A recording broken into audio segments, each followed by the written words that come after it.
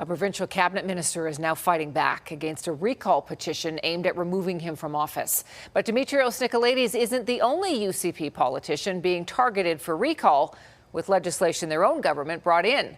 Political scientists are watching how the government handles this growing discontent. Here's Stephanie Thomas.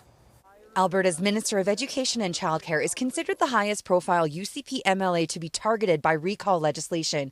If the applicant collects 16,000 signatures by January, or 60% of the total votes cast when Dimitrios Nicolaides won in 2023, then a by-election would be called. Now, he's pushing back. Yeah, we sent out a note to supporters just to encourage them to volunteer and help out.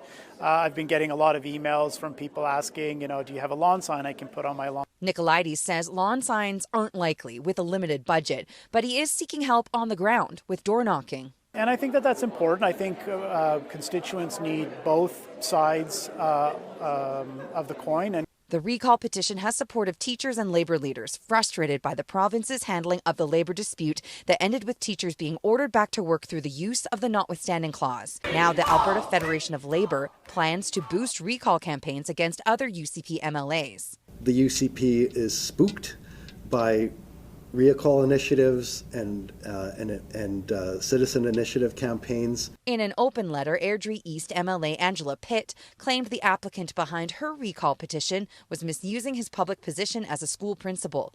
Nicolaides says the application against him is flawed as it lacks evidence of an ethical or legal breach. Still, Nicolaides isn't calling for the recall legislation itself to be recalled. Alberta's NDP opposition leader said he would. If you're going to pass the law, if you're going to be the government and pass the law, you've got to fund it. So the fact that they refuse to give Elections Alberta the money to manage the recalls is shocking and should make every Albertan angry.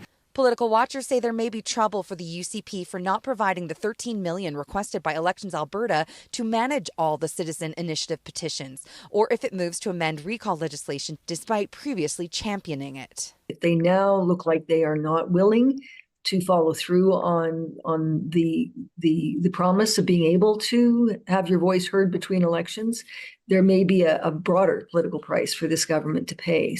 A UCP-led committee only approved slightly less than $1.5 million requested by Elections Alberta. Stephanie Thomas, CTV News, Calgary.